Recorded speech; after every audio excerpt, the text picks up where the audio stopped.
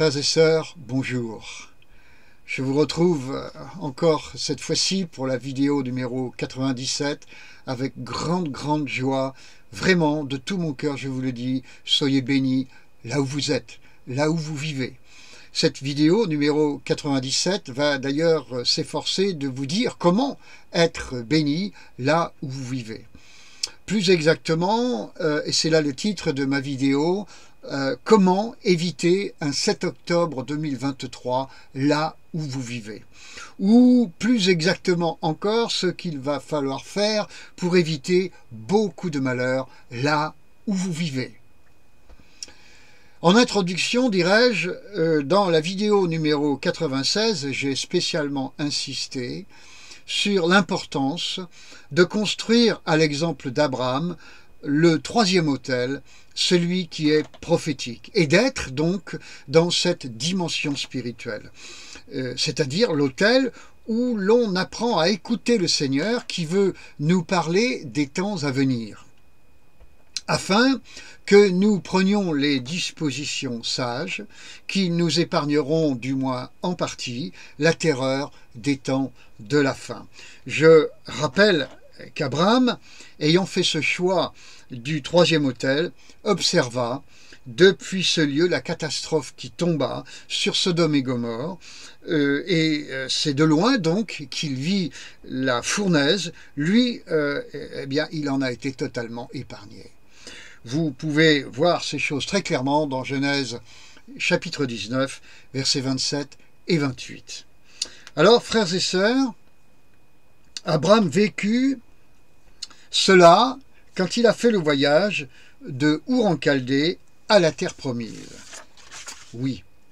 Beaucoup plus tard, pour cause de grande désobéissance, Dieu fit faire aux Hébreux le voyage inverse, c'est-à-dire de Jérusalem à Babylone, comme on peut le voir dans Jérémie chapitre 29, verset 4.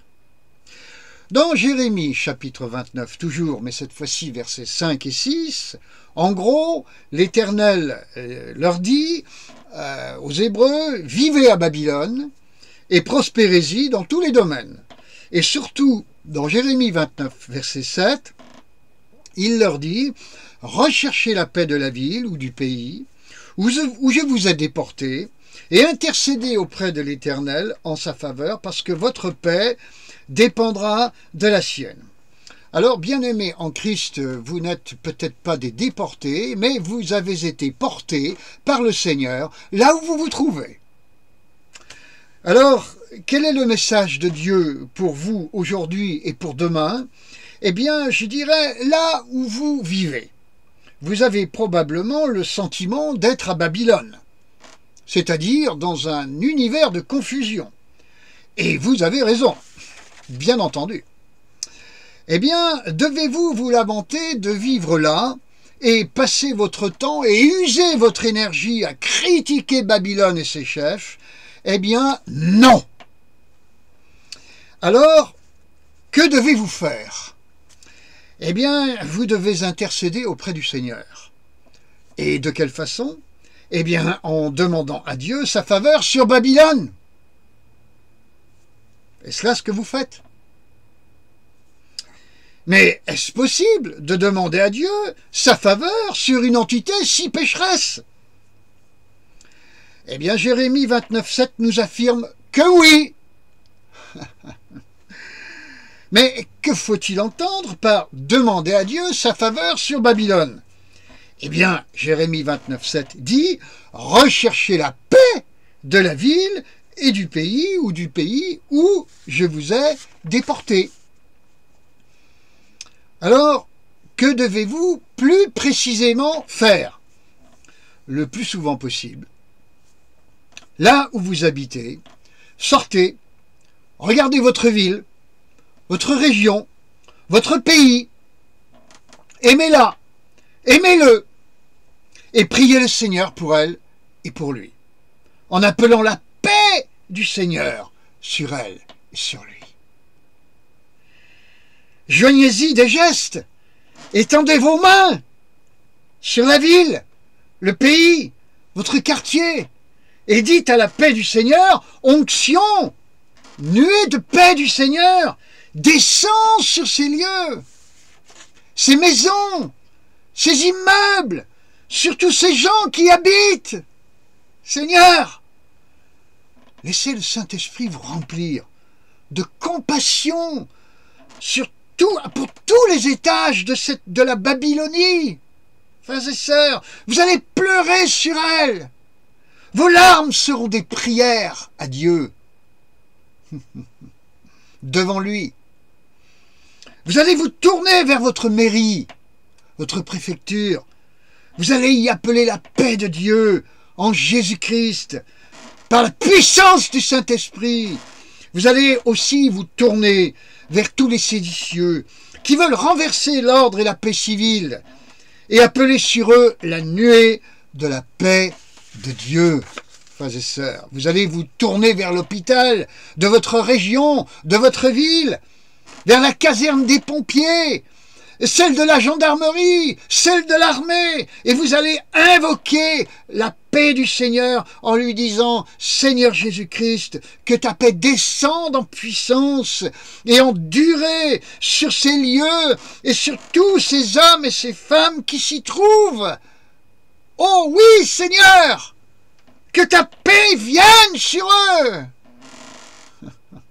Et vous, frères et sœurs, en Jésus-Christ, vous qui avez l'habitude de vous rendre dans un lieu de culte, eh bien vous allez régulièrement appeler la paix et la protection de Dieu en Christ Jésus sur votre lieu de culte, remerciant le Seigneur de le protéger avec le concours de ses anges. Frères et sœurs, vous aimez votre Église ? Et vous n'avez pas envie qu'il survienne un 7 octobre dans son lieu de culte? Vous êtes pasteur? Vous êtes ancien de cette église? Et prenez donc vos responsabilités spirituelles et prophétiques. Tenez-vous au 3e autel. Faites le tour de votre lieu de culte. Étendez vos mains et au nom de Jésus-Christ, appelez la paix et la protection divine sur vos lieux, ces lieux que le Seigneur vous a confiés. Pasteurs et anciens, et n'y a-t-il personne parmi les principaux de l'Église qui veille à faire cela? Eh bien, au lieu de critiquer les anciens et le pasteur, mon frère, ma sœur, toi à qui le Seigneur t'a parlé, fais-le. Fais-le discrètement, pour ne pas provoquer de disputes dans l'Église, mais fais-le.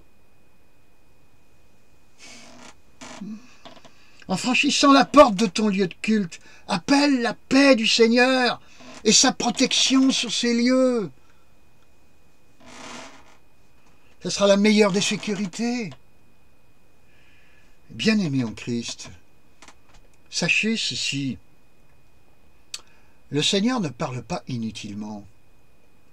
La paix du Seigneur que vous appelez sur votre ville, votre commune, votre pays, descendra et résidera sur ces lieux et leur population.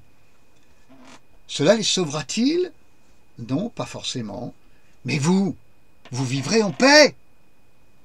C'est ce que dit Jérémie 29,7. Ces lieux de culte, spécialement en milieu urbain, sont-ils en grand danger dès aujourd'hui et dans l'avenir immédiat? Oui.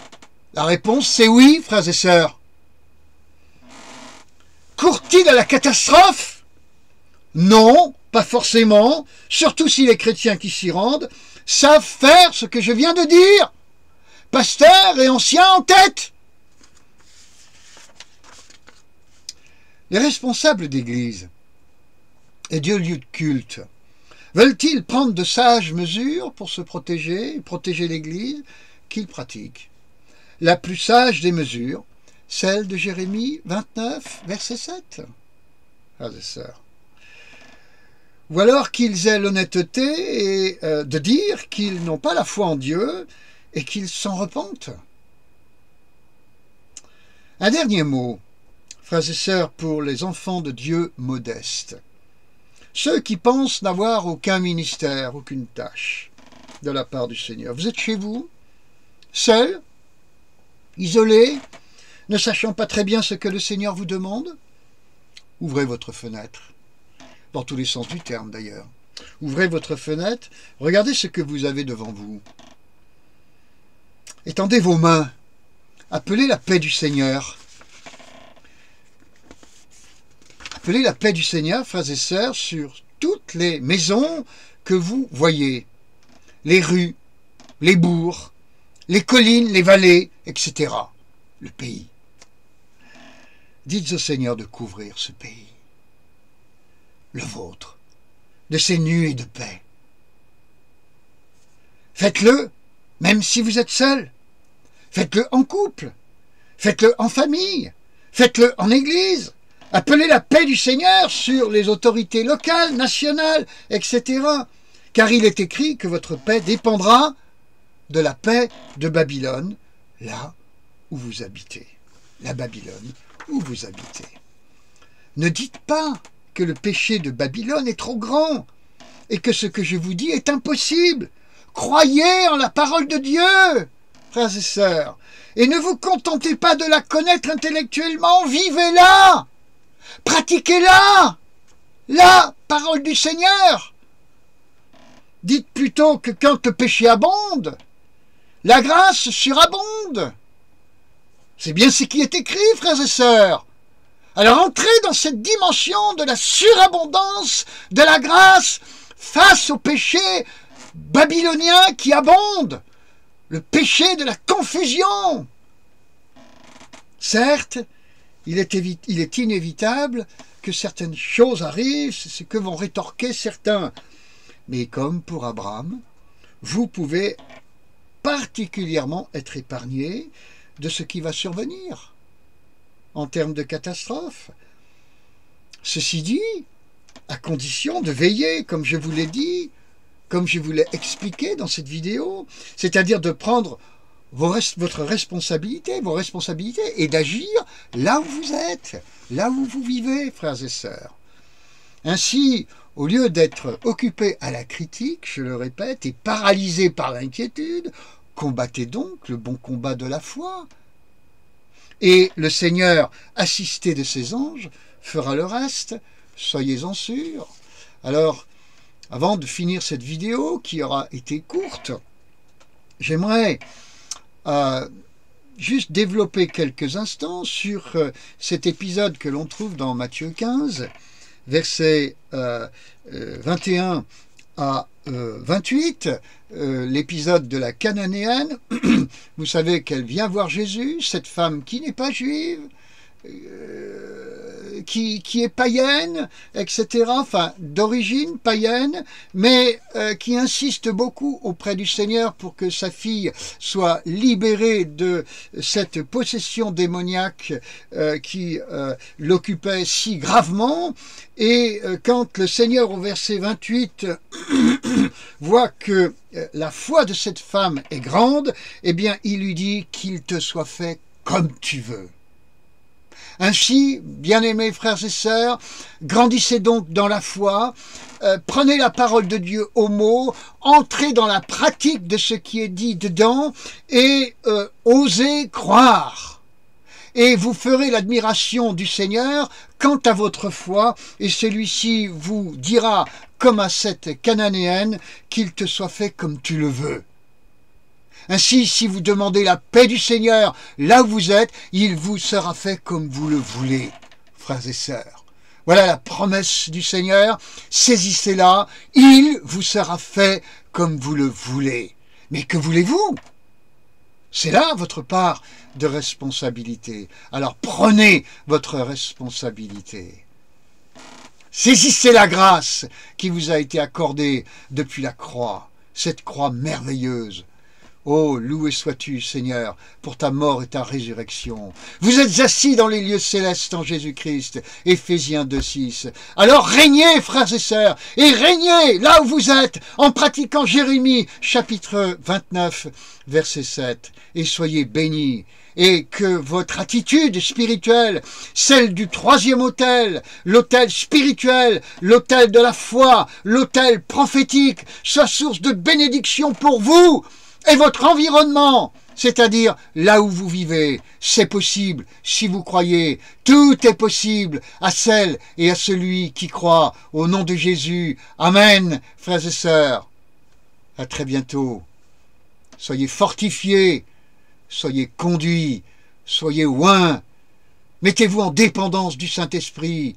Ne lisez pas seulement la parole de Dieu, pratiquez-la, comme nous le dit l'apôtre Jacques, et vous serez heureux dans votre action, et vous bénirez ceux qui sont autour de vous, qu'ils soient chrétiens ou païens. S'ils sont païens, s'ils ne sont pas croyants, ils verront qu'auprès de vous, il y a une grâce, il y a un soleil de bénédiction, de justice, il y a une sécurité. Ils sauront le reconnaître. Ne prenons pas les païens pour des imbéciles profonds. Jésus a dit qu'ils sont souvent plus intelligents que les enfants du royaume. Voyez ce qui est écrit dans Luc chapitre 16, versets 8 et 9. C'est là où c'est dit que les enfants de ce monde sont quelquefois plus avisés que les enfants du royaume. Alors, frères et sœurs, renversons cette tendance. Soyez des hommes et des femmes de Dieu, même si vous n'avez aucun ministère, pensez-vous. Soyez avisés, soyez prophétiques. Regardez les malheurs qui viennent sur votre pays, sur vos contrées, et vous pouvez vraiment les freiner. Vous pouvez demander à la paix du Seigneur de descendre sur ces lieux. Vous pouvez lier, vous pouvez ficeler la puissance des ténèbres, non pas en combattant directement Satan et les ténèbres, mais en appelant la paix du Seigneur qui sclérosera la puissance des ténèbres, qui étouffera la puissance des ténèbres là où vous vivez, frères et sœurs. Eh bien, oui, la parole de Dieu est merveilleuse, elle est puissante, elle est surpuissante, et ça suffit, la passivité de la vie chrétienne, en église ou hors d'église. Nous prenons nos responsabilités, nous combattons le bon combat de la foi. Alléluia. Et nous sommes heureux dans notre vie de tous les jours. Nous ne subissons pas, nous régnons avec Jésus-Christ. La grâce et la paix sur vous, frères et sœurs, en lui, en ce nom merveilleux, celui de notre Sauveur, le Christ Jésus, qui revient bientôt. Au revoir pour la suivante. Alors ce sera la 98e. À bientôt mes amis. La grâce de Dieu sur vous. Mais prenez vos responsabilités pour goûter sans cesse à cette grâce merveilleuse, là où vous vivez. Au nom de Jésus-Christ. Amen.